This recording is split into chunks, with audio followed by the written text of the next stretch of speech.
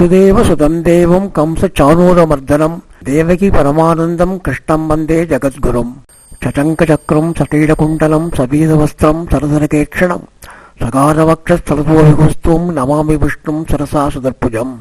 அன்பர்களே, பக்தர்களே, பாகவதோத்தமர்களே, நமது பாரத தேசத்தின் தனிச்சிறப்பே பல பண்டிகைகள், திருவிழாக்கள், தேரோட்டங்கள் நிறைந்தவை. இதில் குறிப்பாக சொல்ல வேண்டுமானால் ஒடிசா மாகாணத்தில் அமைந்திருக்கும் பூரி ஜெகநாத பெருமாள் ஆலயம் சுமார் 1500 வருடங்கள் பழமையானவை. வருஷா வருஷம் நடக்கக்கூடிய ஜெகநாத ரத யாத்திரை மிகவும் பிரசித்தமானது. லட்சக்கணக்கான பக்தர்கள் கூடுகின்ற கோவில் திருவிழா இது. இந்த கோவிலின் அதிசயங்கள் என்று பல இருந்தாலும் சில முக்கிய அதிசய விஷயங்களை இன்றளவும் பக்தர்கள் கண்கூடாக கண்டு அனுபவித்து ஆச்சரியமும் ஆனந்தமும் பக்தி பரவசமும் அடைகிறார்கள்.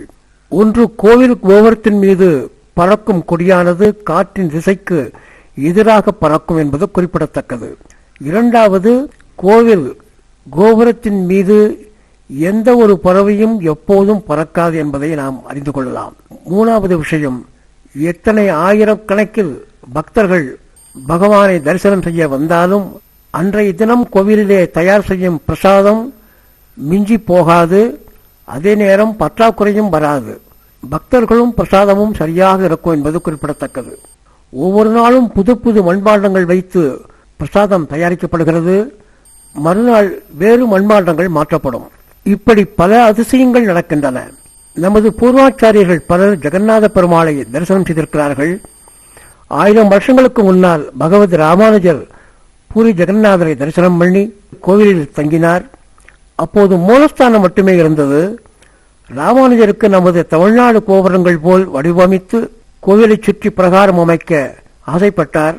இதை அப்போது இருந்த மன்னரிடமும் தெரிவித்தார். பெருமாளிடத்திலும் விண்ணப்பம் செய்து கொண்டார். ஆனால் ராமானுஜர் கனவிலே தோன்றிய ஜெகநாத பெருமாள் கோபுரமானது வடமாநில வடிவிலேயே இருக்க வேண்டுமென பக்தர்கள் ஆசைப்படுகிறார்கள், திட்டமிடுகிறார்கள். ஆக அப்படியே நடக்கட்டும் என தன் விருப்பத்தை ராமானுஜரிடத்திலே வெளியிட்டார் என்பது பகவத் ராமானுஜருடைய சரித்திரம் கூறும் விஷயம்.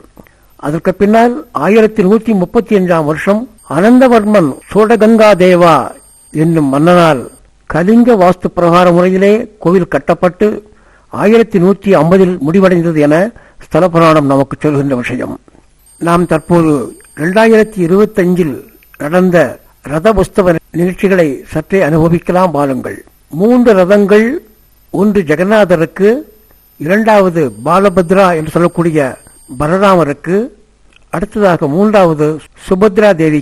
ஒவ்வொரு வருஷமும் புதிதாக புது ரதங்கள் தயாரிக்கப்பட்டு ரத யாத்திரை நடந்து கொண்டிருக்கிறது என்பதை நாம் அறிந்து கொள்ளலாம். தற்போது ரத யாத்திரை வீடியோவை அனுபவிக்கலாம் வாருங்கள்.